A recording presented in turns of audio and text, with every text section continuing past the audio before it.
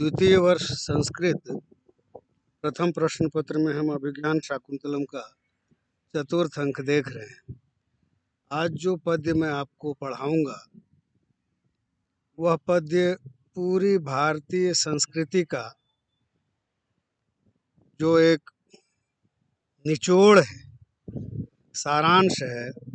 और पुत्री की विदाई के समय पिता की क्या मनस्थिति होती है, ये सनातन रूप से हमारे समाज की एक बहुत बड़ी विशेषता है। शायद विश्व में इसका ऐसा उदाहरण कहीं और नहीं मिलेगा जो कालिदास ने इस श्लोक में वर्णित किया है। मैं इस श्लोक के बारे में आपको बता चुका हूँ कि अभिज्ञान शाकुंतलम का चतुर्थ जो अंक है वह उत्कृष्ट मानते हैं, उसे सर्वोत्कृष्ट मानते हैं। और उसमें भी 4 पद्य जो हैं उसके, वो तो सभी दृष्टियों से उत्तम है। देखिए, पहला श्लोक है, महर्षि कण्व कहते हैं, यास्यत्यद्य शकुन्तलेति हृदयं संस्पृष्टम् उत्कण्ठया कंठः स्तम्भितवाष्पवृत्तिः कलुषश्चिन्ता जडं दर्शनम् वैक्लव्यं मम तावदीदृशम् इदं यदि स्नेहादरण्यौकसः पीड्यन्ते गृहिणः कथं नु तनया विश्लेष दुखैर्न वै। देखिए आप कि इस श्लोक का क्या अर्थ है और क्या इसका भाव है और कितना सुंदर इसका भाव है। यास्यत्यद्य शकुंतले इति, शकुंतला अद्य यास्यति इति, शकुंतला अद्य यास्यति इति, आज शकुंतला जाएगी।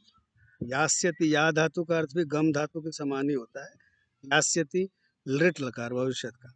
आज शकुंतला जाएगी। कहाँ जाएगी? पतिगृह को जाएगी।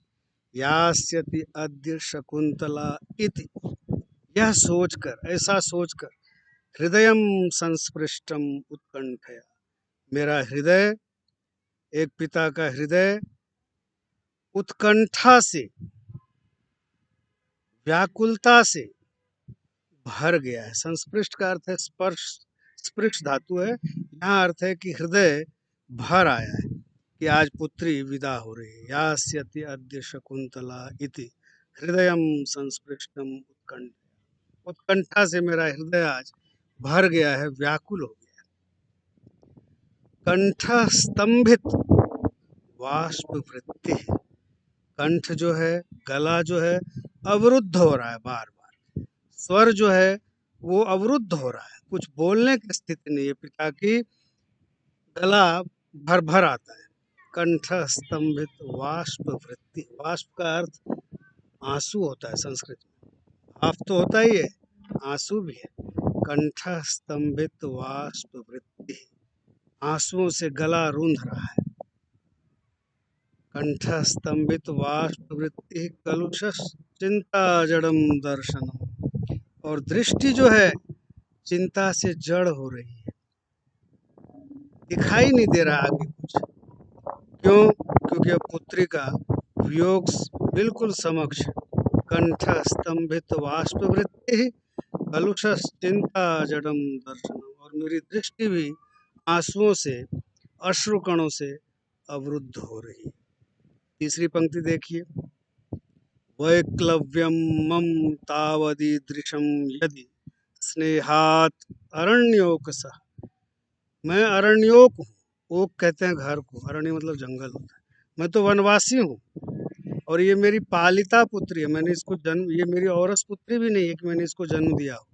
ये पालिता पुत्री है शकुंतला, और मैं वनवासी भी हूँ। तो कहते हैं जब मुझे वनवासी की तनया विश्लेष के कारण, पुत्री के वियोग के कारण जब ऐसी स्थिति हो रही है, वैक्लव्यम मम तावत ईदृशम इदम यदि स्नेहादरण्योक्स, मैं तो अरण्य में रहता हूँ, वनवासी रहा हूँ, और इस पुत्री को तो मैंने केवल पाला है, जन्म भी नहीं दिया है। और तब जब मेरी ये स्थिति हो रही है, तो चतुर्थ पंक्ति देखिए क्या कहते हैं, पीड्यन्ते गृहिणः कथम नु, जो गृही हैं, गृहस्थ हैं, जिन्होंने पुत्री को जन्म दिया है। पीड्यन्ते गृहिणः कथम नु, कैसे नहीं पीड़ित होंगे। तनया विश्लेष दुखैर्नवै। तनया यानी पुत्री, तनय कहते हैं पुत्र को, और तनया पुत्री। तनया से जो विश्लेष हो रहा है, तनया विश्लेष दुखई नवई, उस नए दुख से, उन नए दुखों से, बहुवचन है, तनया विश्लेष जनित जो नए दुख हैं उनसे गृहस्थ कैसे पीड़ित नहीं होते होंगे, यह मैं कैसे समझूं कि वो पीड़ित नहीं होते होंगे। अर्थात मेरी पीड़ा जब ऐसी है, जबकि मैंने उस पुत्री को जन्म भी नहीं दिया, केवल पाला है। शकुंतला मेरी पालिता पुत्री है। और जो गृहस्थ पुत्री को जन्म देते हैं, पालते पोसते हैं, बड़ा करते हैं, और वह उसकी विदाई के समय किस प्रकार से पीड़ित होते होंगे, यह मैं भी नहीं समझ पा रहा हूँ।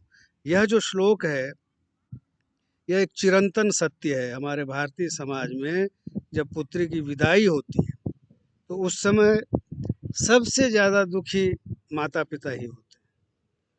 दुख भी होता है, हर्ष भी होता है। हर्ष यह होता है कि पुत्री किसी सुपात्र के हाथ जा रही है, इसका जीवन सुखी हो, इस तरह की कामना और आशीर्वाद हम देते हैं। लेकिन पितर यानी माता पिता का जो दुख होता है वह यह होता है कि जो पुत्री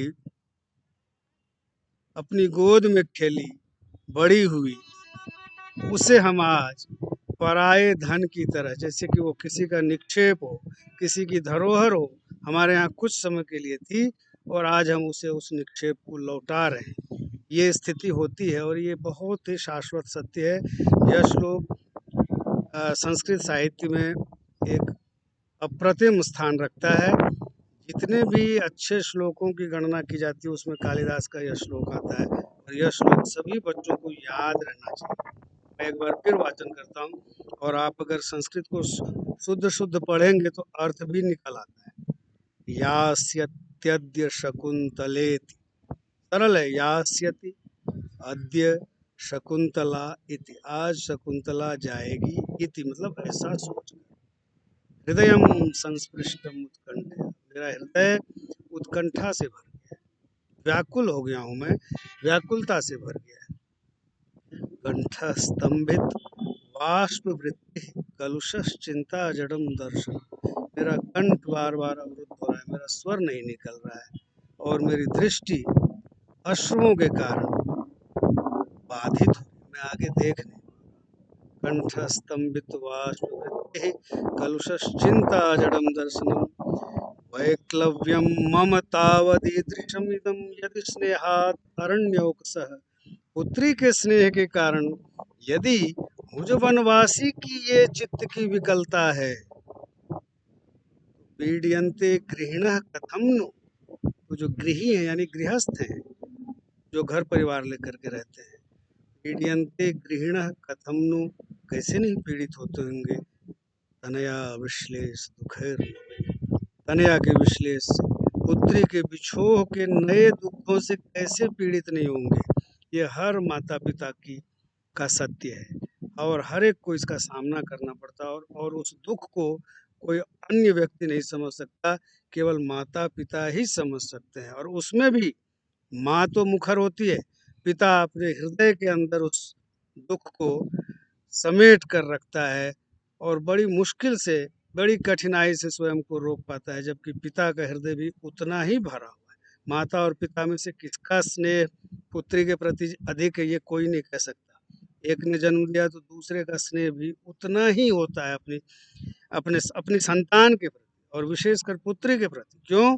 क्योंकि वह निक्षेप है, वह किसी की धरोहर है, और एक दिन हमें उसको किसी अन्य परिवार में सौंपना होता है। जैसे कोई धरोहर हमें सौंपता है कुछ समय के लिए और वापस ले लेता है, वही स्थिति पुत्री के साथ है। पुत्री, अब हिंदी में बहुत ये प्रचलित पंक्ति है कि पुत्री पराया धन है। ये वस्तुतः यहीं से ये चीजें निकलती है, जो कालिदास वगैरह ने इस तरह की बातें कही हैं।